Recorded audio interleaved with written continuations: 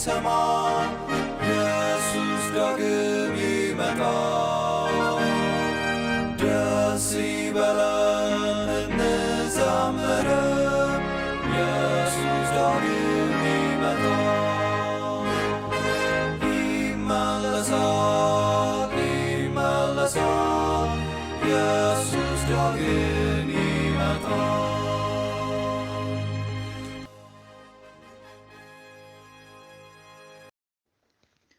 በጌታ በኢየሱስ የተወደዳችሁ ውድ ወገኖቼ ባላችሁበት ሁሉ የክርስቶስ ኢየሱስ ጸጋ ይብዛላችሁ ለማለት እወዳለሁ። ሰሞኑን እንግዲህ ከእግዚአብሔር ቃል ላይ ከኔ ጋር እያጠናን ያለነው የእምነታችን መልህቅ የእግዚአብሔር ቃል በሚል አርዕስት ነው።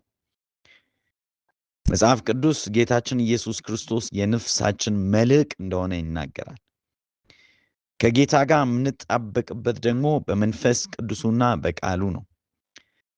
ቃሉ ደግሞ የእምነታችን መልህቅ ነው። ምክንያቱም ክርስቶስ ኢየሱስ የሰጠንን የጸጋ ስጦታ የዘላለምን ሕይወት የምንቀበለው በእምነት እጅ ነውና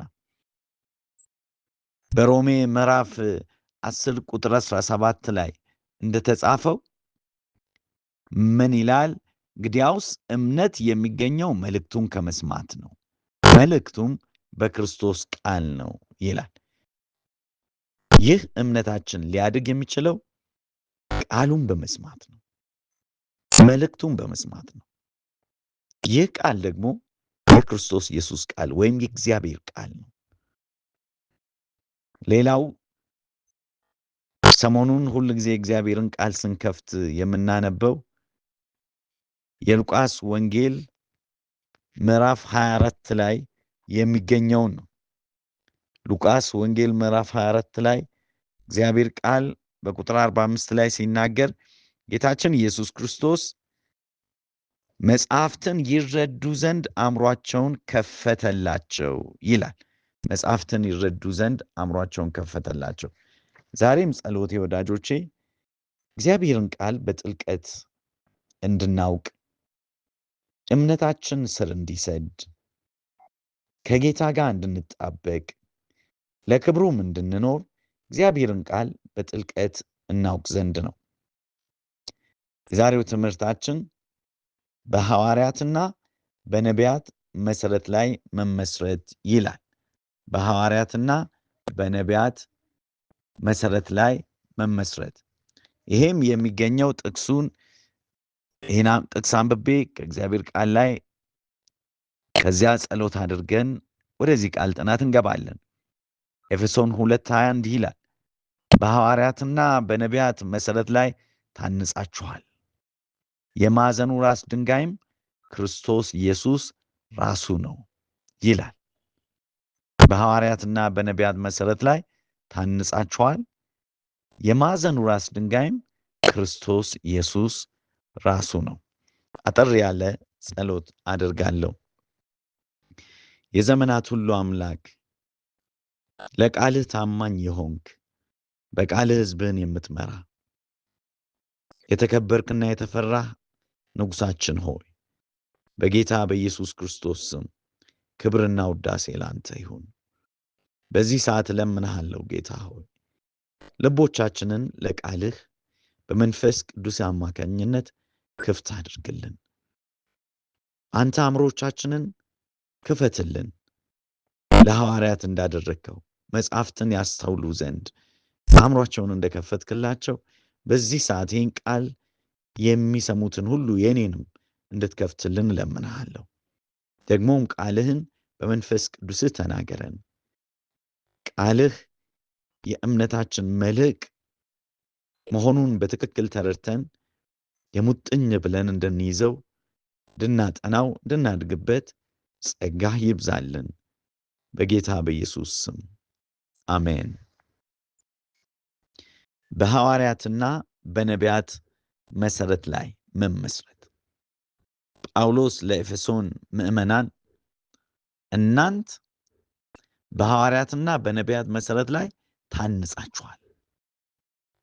እንዲሁ ተራ የሆነ መሰረት አይደለም መሰረታችሁ። በነቢያትና በሐዋርያት መሰረት ላይ የታነጸ መሰረት ነው። መሰረታችሁ በሱ ላይ ነው፣ በዛ መሰረት ላይ ነው የታነጻችሁት ይላል። የማዕዘኑ ድንጋይ ደግሞ ወይም የማዕዘኑ ራስ ድንጋይ ደግሞ ክርስቶስ ኢየሱስ ራሱ ነው። በእርሱ ሕንፃ ሁሉ አንድ ላይ ተገጣጥሞ በጌታ ቅዱስ ቤተ መቅደስ እንዲሆን ያድጋል ይላል። በነቢያት መሰረት ላይ ክርስቶስ ኢየሱስ የማዕዘን ራስ በሆነበት በነቢያትና በሐዋርያት መሰረት ላይ ስንመሰረት ሙሉ ቤት የእግዚአብሔር መቅደስ ሆነን እናድጋለን። የመንፈስ ቅዱስ መኖሪያ ሆነን እናድጋለን። ያ እንዲሆን ግን በሐዋርያትና በነቢያት መሰረት ላይ መመስረት ያስፈልጋል ወዳጆቼ። በነቢያትና በሐዋርያት መሰረት ላይ መመስረት። ይህ እንዲሆን እግዚአብሔርን ቃል በትክክል ልንረዳ ይገባል። ይህ የሐዋርያትና የነቢያት መሰረት የተባለው እግዚአብሔር ቃል ነው፣ ሌላ ነገር የለው። እግዚአብሔር ለነቢያቱ የገለጠላቸው የዘላለም ሐሳቡ ነው። እግዚአብሔር ሰዎችን ለክብሩ ይጠቀምባቸው ዘንድ ብርሃን በዚህ በጨለማ በተዋጠ ዓለም ላይ ያበሩ ዘንድ ሰዎችን ከጨለማ ከድቅድቁ ጨለማ ወደሚያስደንቀው ብርሃን ይጠሩ ዘንድ እግዚአብሔር ነቢያትን ሐዋርያትን አስነስቷል። መሰረት ጥለዋል። የመሰረቱ ዋናው የማዕዘኑ ራስ ድንጋይ ደግሞ የክርስቶስ ኢየሱስ ጌታችን ራሱ ነው። በዛ ላይ እንድንመሰረት እግዚአብሔርን ቃል መረዳታችን፣ እግዚአብሔርን ቃል ማጥናታችን፣ በእግዚአብሔር ቃል መሰረት መኖራችን በጣም ወሳኝ ነው ወዳጆች። ይህ እንዲሆን ብዙ ሰዎች ትልቅ ዋጋ ከፍለዋል። እግዚአብሔር ባለፈው ዘመን ተጠቅሞባቸዋል። ዛሬ አንድ ታሪክ እነግራችኋለሁ። ምናልባት የምታውቁት ታሪክ ነው። ዊሊያም ትንዴል የሚባል የመጽሐፍ ቅዱስ ተርጓሚ የተሳካለት ሰው ነበር። ሕይወቱ በጥሩ ዩኒቨርሲቲ በድሮ ዘመን በ15ኛው ክፍለ ዘመን በኦክስፎርድ ዩኒቨርሲቲ ነበር የተማረው። ምሁር ነበር። ትንዳል በዚያ ዘመን አንድ ነገር ተረዳ። ሰዎች የእግዚአብሔርን ቃል በቋንቋቸው በሚገባቸው ሊያነቡት ሊረዱት ይገባል አለ። በዚያ ዘመን የነበረችው ቤተ ክርስቲያን ሰዎች መጽሐፍ ቅዱስን እንዲያነቡ አትፈቅድም ነበር። ምክንያቱም በዛ ዘመን የታወቀው የመጽሐፍ ቅዱስ ቅጂ ላቲን ወይም vulgate የሚባለው ነው። ያን መጽሐፍ ደግሞ አንብበው መተርጎም ጸጋው ያላቸው ካህናት ብቻ ናቸው ተብሎ ነበር የሚታሰበው። ስለዚህ ተራው ሕዝብ ያን የእግዚአብሔርን ቃል በራሳቸው ማንበብ የለባቸውም ተብሎ ነበር የሚታሰበው። በዚያ ዘመን ይህ ሰው ይህ ትክክል እንዳልሆነ ገባው። ሁሉም ምዕመናን የእግዚአብሔርን ቃል በሚገባቸው ቋንቋ ሊያነቡት ይገባል። በዘመኑ ቋንቋ ፋክት ዊሊያም ትንዴል መጽሐፍ ቅዱስን ወደ እንግሊዝኛ ከመተርጎሙ በፊት ሌላ ዊክሊፍ ባይብል የሚባል ነበር ከ140 ዓመት በፊት የተተረጎመ። ነገር ግን እሱም ቢሆን በጣም ተወስኖ ነበር የነበረው። ምክንያቱም በዛን ዘመን ፕሪንቲንግ ፕሬስ አልነበረም ወይም ማተሚያ አልመጣም። ስለዚህ በጣም በጥቂት ሰዎች እጅ ብቻ ነበር የሚገኘው። ያም ብቻ ሳይሆን ደግሞ የvulgate ወይም ደግሞ የላቲኑ መጽሐፍ ቅዱስ ነው መሰማት ያለበት ተብሎ ያኛው ይከለከል ነበር። ነገር ግን ዊሊያም ቲንዴል አብዛኛውን መጽሐፍ ቅዱስ በዘመኑ በነበረው ቋንቋ ለሕዝቡ በሚገባው መልኩ ወደ እንግሊዝኛ ተረጎመው። በ1523 አዲስ ኪዳንን ከግሪክ መተርጎም ጀመረ። ከዋናው መጽሐፍ ቅዱስ ከተጻፈበት ቋንቋ ከላቲኑ ትቶ። ይህ ለመጀመሪያ ጊዜ የተደረገ ነበር። ይህ ደግሞ በዘመኑ የነበረችውን ቤተክርስቲያን በከፍተኛ ሁኔታ አስቆጣ። ከዚያ የተነሳ አተረጉምም ብለው ከለከሉት። ስለዚህ ከእንግሊዝ ሀገር በ1524 ሸሽቶ ወደ ጀርመን ሀገር ተሰደደ። ለምንድን ነው ይህን ሁሉ የሚያደርገው ወዳጆቼ? ሰዎች እግዚአብሔርን ቃል መረዳት በሚችሉት ቋንቋ ሊሰሙ ይገባል። ይህ እውነት የዘላለም ሕይወት መልካሙ ምስራች ለሰው ሁሉ ሊነገር ይገባል ብሎ ስለሚያስብ ዛሬ በእጆቻችን ላይ ያሉ መጽሐፍ ቅዱሶች እንደ ቀላሉ የምናያቸው ብዙ ዋጋ የተከፈለባቸው ናቸው። ስንቶች ሕይወታቸውን ያጡበት። አዎ ወዳጆቼ፣ በከተማ በባለስልጣናት መሰደድ ጀመረ ቲንዴል፣ ዊሊያም ቲንዴል። ይሁን እንጂ እሱ ያሳተመው በ1526 በእንግሊዝኛ የታተመው መጽሐፍ ወደ እንግሊዝ በድብቅ ይገባ ነበር። ነገር ግን ቤተክርስቲያን ወዲያው ማንም እንዳያነበው አስቆመች። እሱ ግን ተስፋ አልቆረጠም። ልክ አዲስ ኪዳኑን ተርጉሞ እንደጨረሰ ያ እንደታተመ አሁን ደግሞ ብሉይ ኪዳንን ማተም ጀመረ። የኦሪት መጽሐፍትን በሙሉ መተርጎም ማለት የኦሪት መጽሐፍት በሙሉ አምስቱ የሙሴ መጽሐፍት ማለት ነው ተተርጉመው አለቁ። ነገር ግን በኔዘርላንድስ ሀገር ጓደኛው አታሎት እንዲያዝ አደረገው። ተይዞም መናፍቅ ነው ተብሎ እስር ቤት እንዲማቅቅ ተደረገ ለ1 ዓመት። ከዚያም በኋላ ተፈረደበትና በ1536 ዓመተ ምህረት ታንቆ እንዲሞት በገመድ ተንጠልጥሎ እንዲሞት ተደረገ። እዛ ጋር ብቻ አልቆመም። ሬሳው እንዲቃጠል አደረጉ። ዊሊያም ቲንዴል። ይህ ሰው የሰራው ስራ እስከ ዛሬ ድረስ ሕያው ሆኖ ይኖራል። በ1611 የተተረጎመው ኪንግ ጄምስ ቨርዥን የተባለው ታዋቂው መጽሐፍ ቅዱስ ከ80% በላይ የተወሰደው ከዊሊያም ቲንዴል ትራንስሌሽን ነው ወይም ትርጉም ነው። ዊሊያም ቲንዴል በሚሞትበት ጊዜ ሲሰቅሉት እንዲህ ነበር ያለው፣ ጌታ ሆይ የእንግሊዝን ንጉሥ ዓይን ክፈትለት አለ። ይህን እውነት ይረዳ አለ። ይህ ሐዋርያትና ነቢያት የመሰረቱትን መሰረት ይረዳ፣ ለሕዝቡም በር ይክፈት፣ ዓይኑን ክፈትለት አለ። ወገኖቼ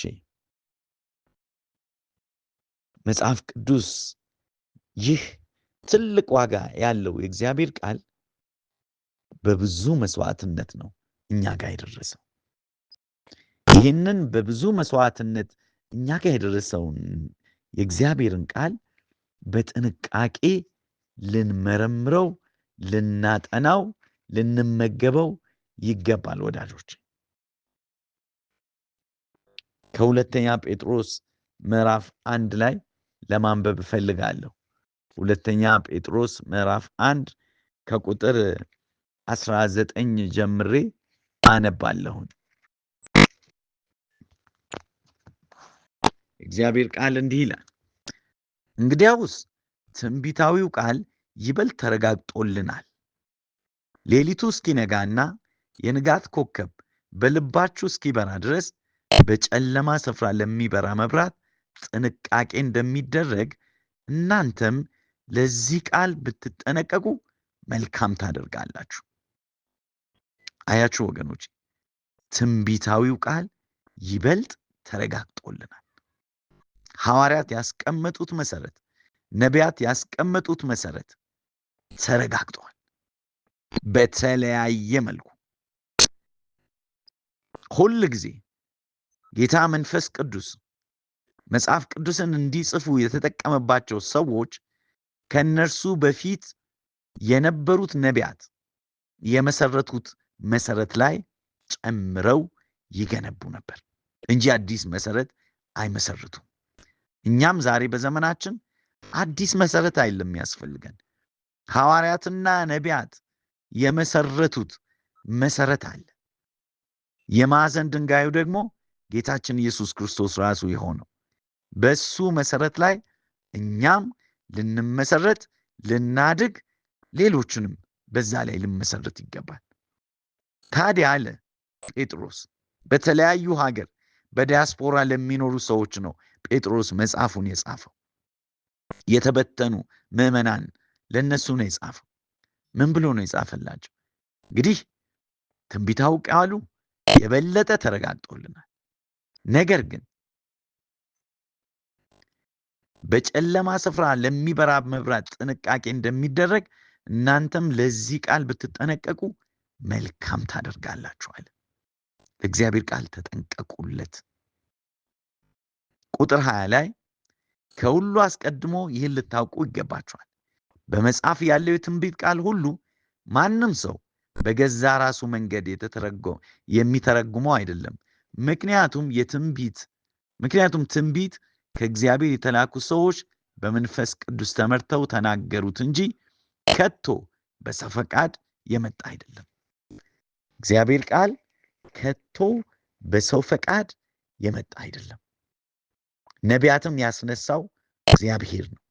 ሐዋርያትን ያስነሳው እግዚአብሔር ነው። መሰረቱን የመሰረተው እግዚአብሔር ነው። ስለዚህ እናንተ ደግሞ በሐዋርያትና በነቢያት መሰረት ላይ ልትመሰረቱ ይገባል ይላል እግዚአብሔር ቃል። በሁለተኛ ጢሞቴዎስ ምዕራፍ 3 ቁጥር 16 ላይ ደግሞ እንዲህ ይላል፣ ቅዱሳን መጻሕፍት ሁሉ የእግዚአብሔር መንፈስ ያለባቸው ናቸው፣ ለማስተማር፣ ለመገሰጽ፣ ለማቅናት፣ በጽድቅም መንገድ ለመምከር ይጠቅማሉ። ቅዱሳን መጻሕፍት ሁሉ የእግዚአብሔር መንፈስ ያለባቸው ናቸው። በጣም ጥቅም አላቸው። ለማስተማር ይጠቅማሉ፣ ለመገሰጽ ይጠቅማሉ፣ የተጣመመውን ለማቅናት ይጠቅማሉ፣ በጽድቅ መንገድ ለመምከር ይጠቅማሉ ይላል።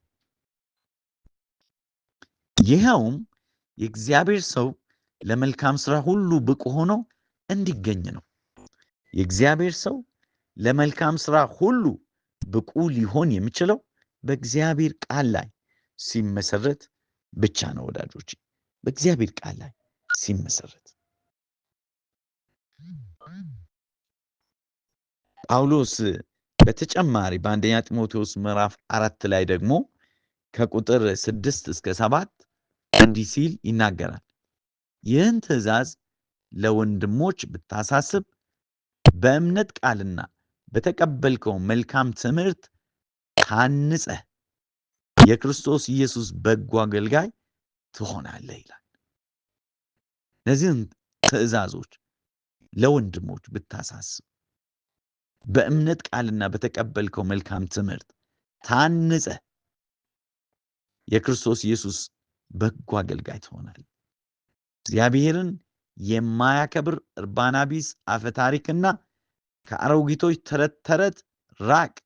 ይልቁንም ለእውነተኛ መንፈሳዊ ሕይወት ራስህን አሰልጥን ይላል።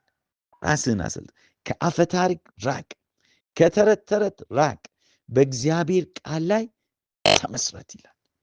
በእግዚአብሔር ቃል ላይ ተመስርቶ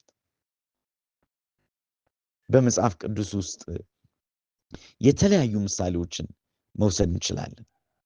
ሰዎች በእግዚአብሔር ቃል መሰረት ላይ ቆመው እውነትን የተናገሩበት፣ ክርስቶስ ኢየሱስን የሰበኩበት ብዙ ምሳሌዎች እናገኛለን።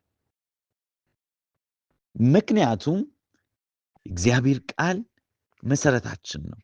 እግዚአብሔር አስቀድሞ በነቢያቱ በኩል ነው የተናገረው ይላል።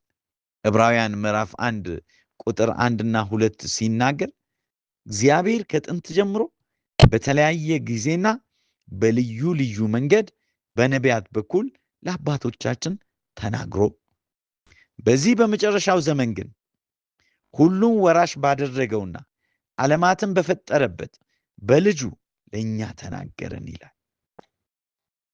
እግዚአብሔር ከጥንት ጀምሮ በተለያየ ጊዜና በልዩ ልዩ መንገድ በነቢያት በኩል ለአባቶቻችን ተናግሮ ነበር።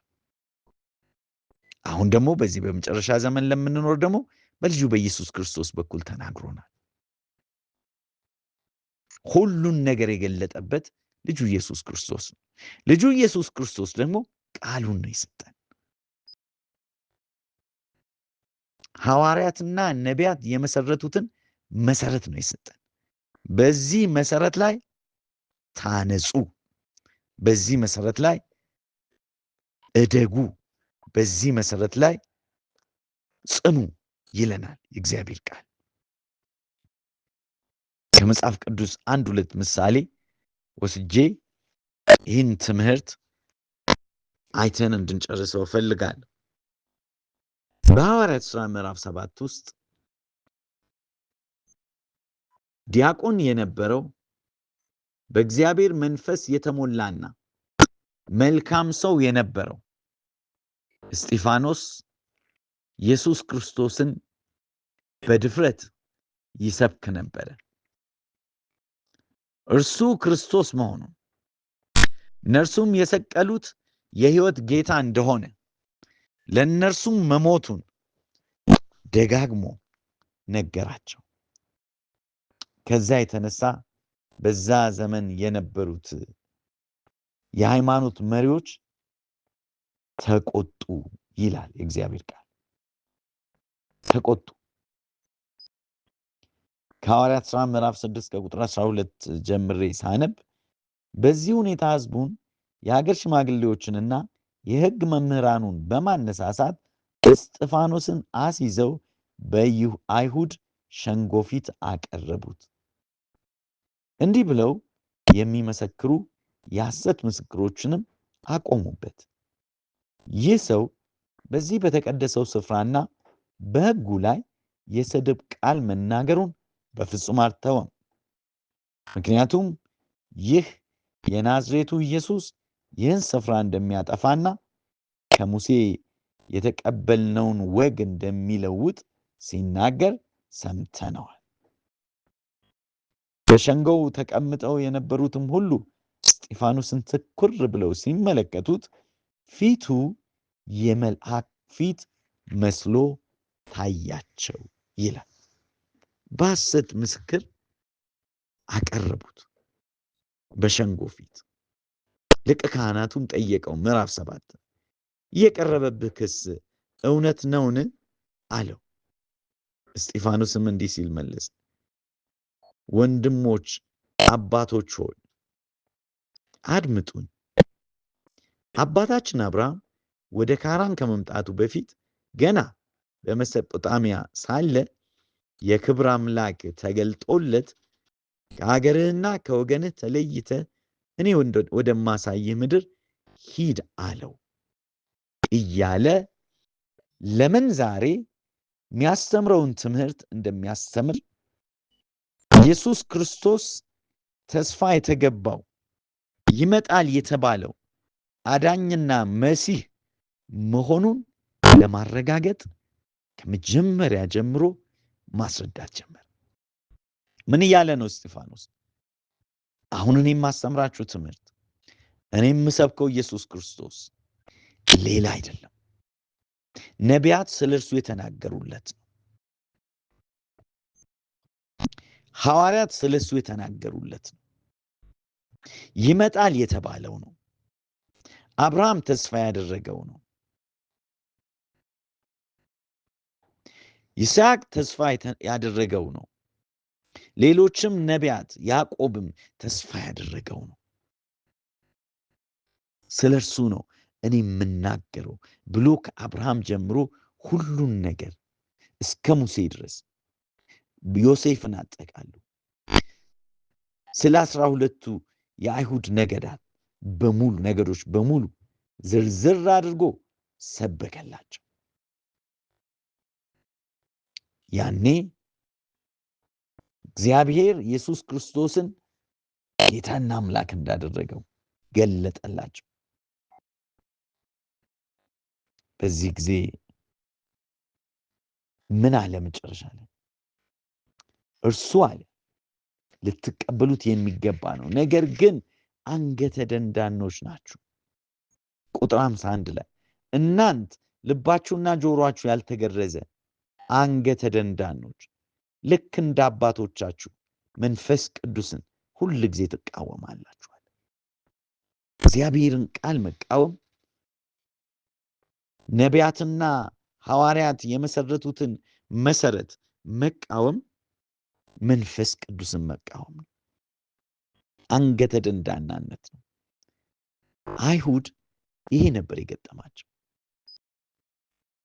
ከነቢያት መካከል አለ ቁጥር 52 አባቶቻችሁ ያላሳደዱት ማን አለ? የጻድቁን መምጣት አስቀድሞ የተናገሩትን እንኳን ገድለዋል አለ። የጻድቁን መምጣት ስለ ጌታችን ኢየሱስ ክርስቶስ ነው የሚናገር። ዳዊት ስለ እሱ ምን እንዳለ ከላይ ተናግሯል። ተስፋ እንዳደረገው በዙፋኑ ላይ የሚቀመጥ እንደሚመጣ፣ ነገር ግን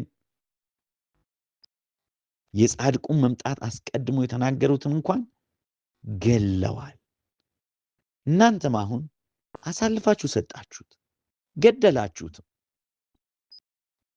በመላእክት አማካይነት የተሰጣችሁንም ሕግ ተቀበላችሁ እንጂ አልጠበቃችሁትም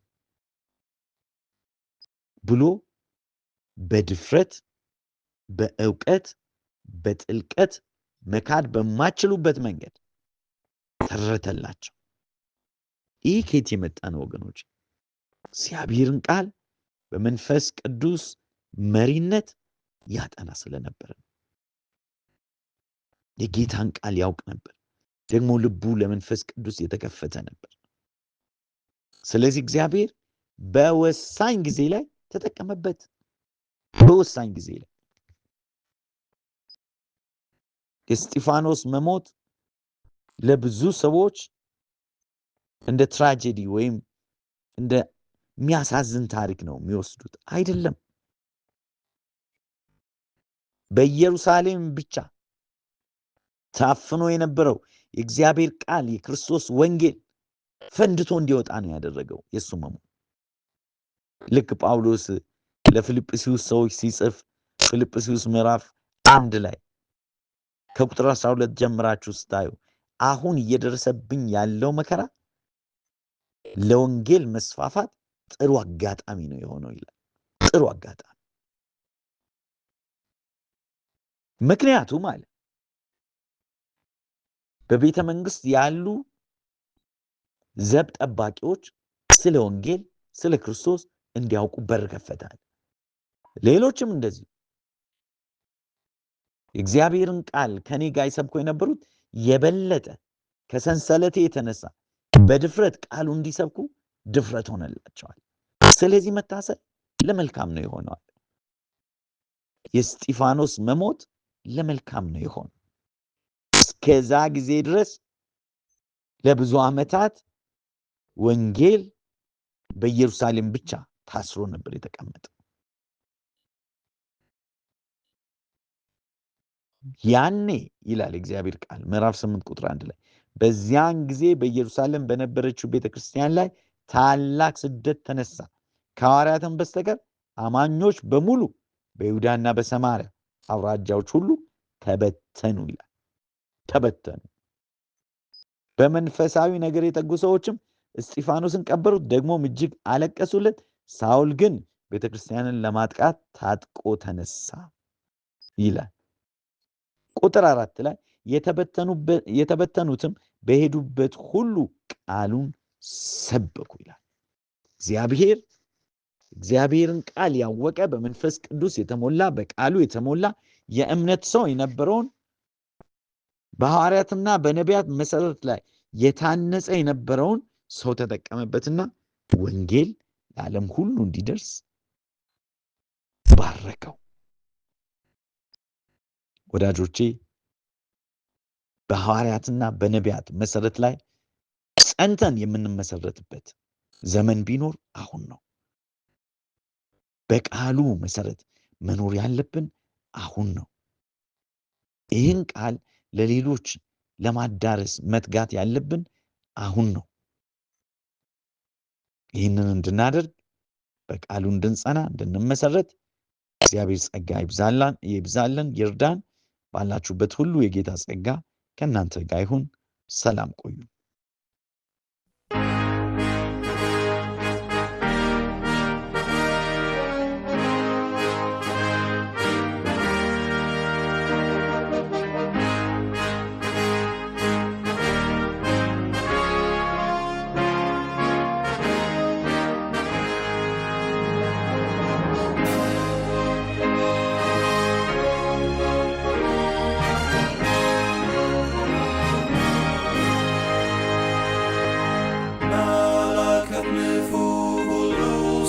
ሰማ ኢየሱስ ዳግም ይመጣል። ደስ ይበለን እንዘምር፣ ኢየሱስ ዳግም ይመጣል። ይመለሳል ኢየሱስ ዳግም ይመጣል። ተራሮቹ ኢየሱስ ዳግም ይመጣል።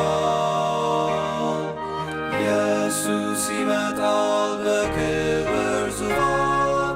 ኢየሱስ ዳግም ይመጣል።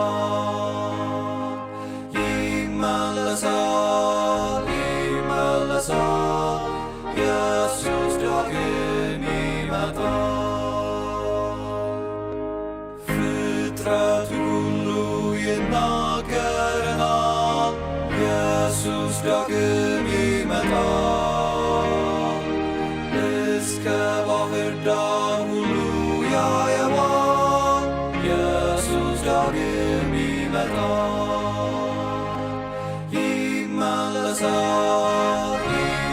ይመለሳል ኢየሱስ ዳግም ይመጣል። የምድር መናወጥ ለሰዎች ይላል፣ ኢየሱስ ዳግም ይመጣል።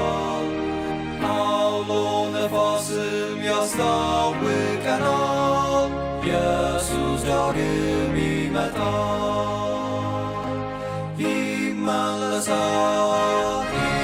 ይመለሳል ኢየሱስ ዳግም ይመጣል። ሕዝብም ይቆጣል፣ በዚህ ይታወቃል፣ ኢየሱስ ዳግም ይመጣል። ሕዝብ ይራወጣል